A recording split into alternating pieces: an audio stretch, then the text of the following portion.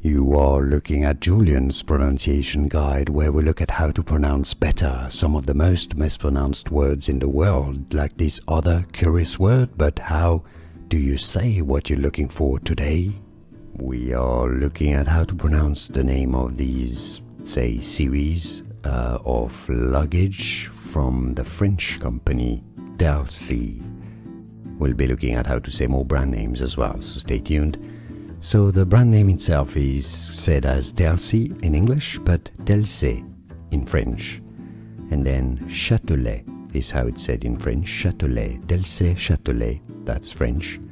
Now in English you can either say Delsey, that's what everybody says, or Delsey, and then Chatelet, Chatelet is how you want to say it. The T is silent, certainly to Chatelet. Delsey Chatelet in French, or in English Delsey Chatelet.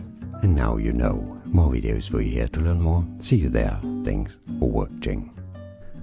Here are more videos on how to pronounce more confusing words and names too many mispronounced. Like this video if you found it useful. I appreciate your support. I'll see you soon and thanks for watching.